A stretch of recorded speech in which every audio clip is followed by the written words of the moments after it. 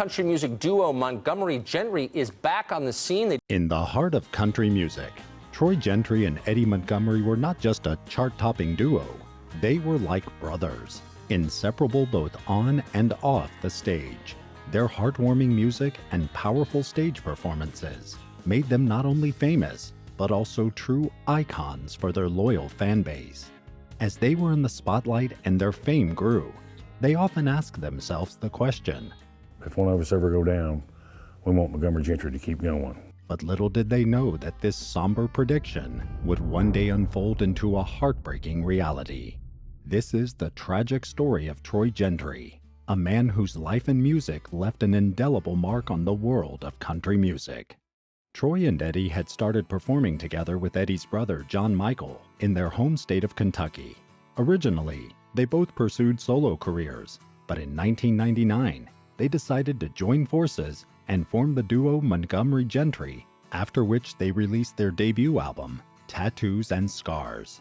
Their musical genre was a mix of southern rock and country, which appealed to a diverse audience of different age groups and backgrounds. They became one of the most recognizable duos in country music. In 2008, the duo Montgomery Gentry received a Grammy nomination. Montgomery Gentry! Moreover, they had the honor of showcasing their talent at the prestigious Grand Ole Opry in 2009. But in September 2017, everything would change. Troy and Eddie arrived at the Flying W Airport and Resort in Medford, New Jersey. They had scheduled a performance at this location later that day. Upon arrival, Troy discovered that the resort offered helicopter flights.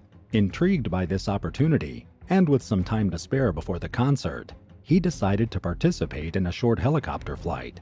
Troy, known for his adventurous spirit, was thrilled to go in the helicopter.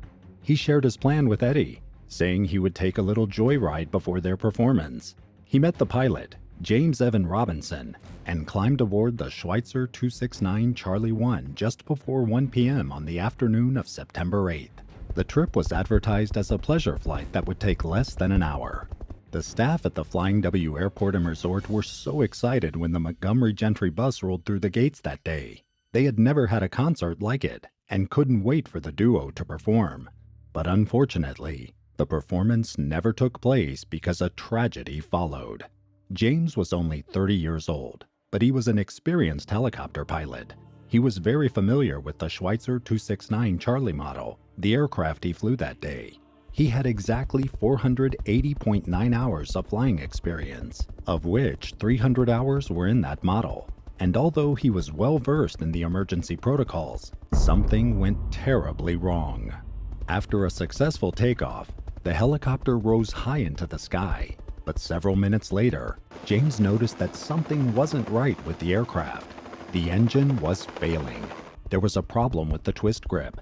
Usually, when he rolled the twist grip, the helicopter would increase or decrease its RPM.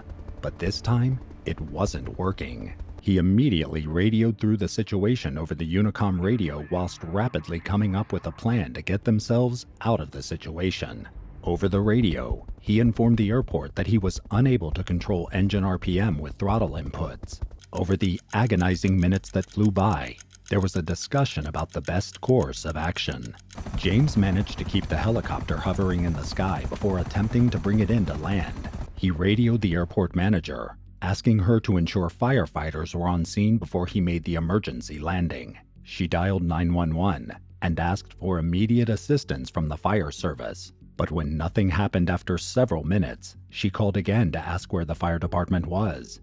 The dispatcher claimed that it wasn't made clear that there was an emergency, and the volunteer firefighters took longer to respond. After a third call, the fire department was finally on their way, but it was too late.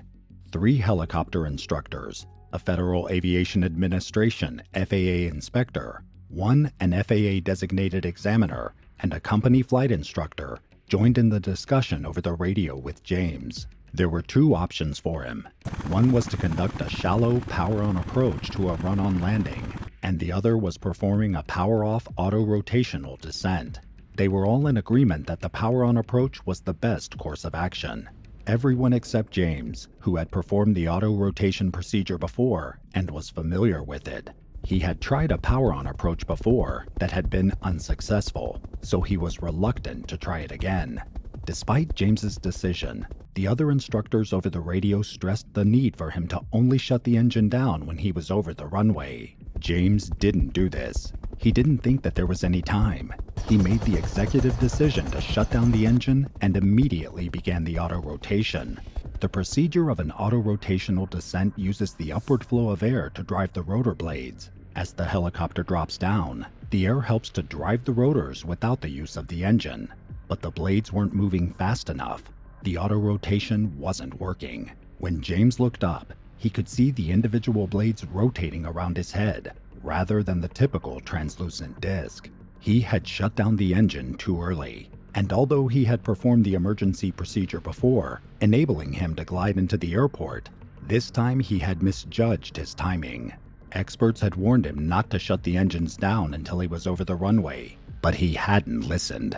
He had shut down the engine when the helicopter was still a quarter of a mile out and rapidly dropping from 950 feet above the ground.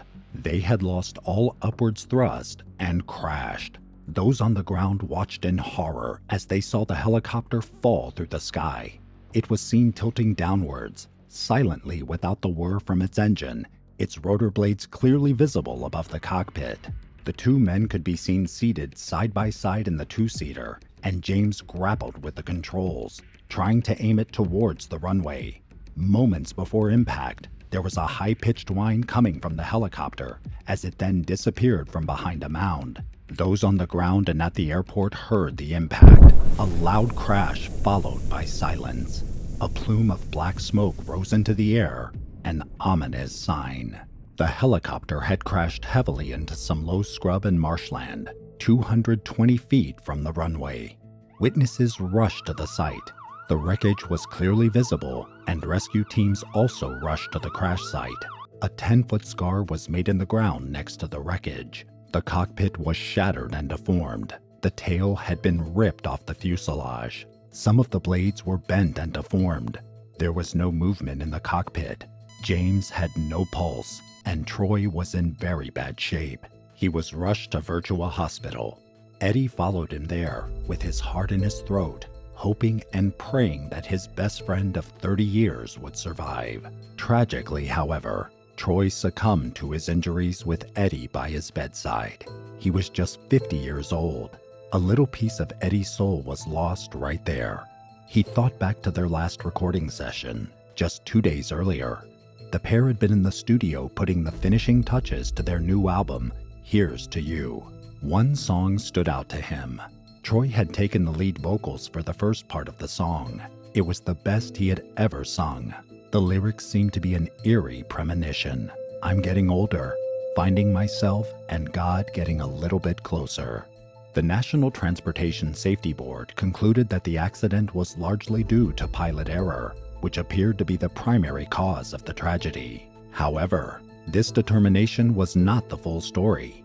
Further investigation revealed additional factors that contributed to the tragic incident. For example, the maintenance checks performed before the flight were found to be inadequate. In addition to pilot error, the main focus of the report, the NTSB also found flaws in the nuts on the engine's tie rod.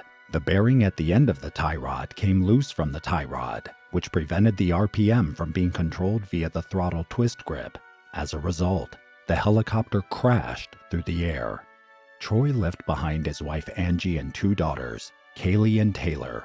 A memorial service for Troy was held at the Grand Ole Opry House. Angie had invited the public to the service, and many of them wore Batman t-shirts in memory of Troy and his favorite superhero. Both Troy and Eddie called their fans friends. Their music and the shows were special to them. They considered themselves part of the country music community. The attendance of more than 1,500 friends at the service was a fitting tribute to the way Troy thought of them. The service was attended by such stars as Keith Urban, Dierks Bentley, Craig Morgan, and the Oak Ridge Boys. As the message of thanks were read, it was clear that Troy had lived his life to the fullest. He lived for his family, friends, and music. He was a man of faith, a gentle and kind-hearted soul.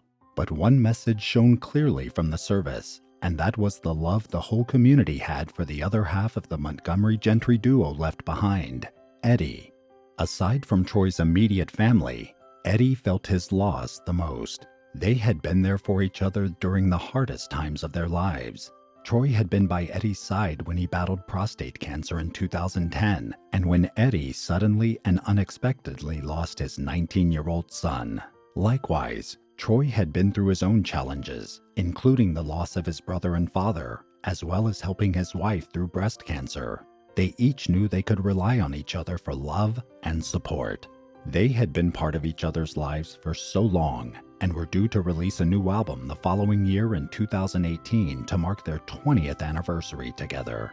During the memorial service, Eddie was urged to keep performing, and in doing so, keep Troy's memory and legacy alive. Eddie went on to perform on his own the following year in 2018, still under the banner Montgomery Gentry, but this time without his best friend by his side. He also released their final album together, the last time Troy's iconic voice took the lead vocals in the band. Troy Gentry was only 50 years old when his life was tragically ended. His legacy lives on in every chord and lyric, a timeless echo in the halls of country music.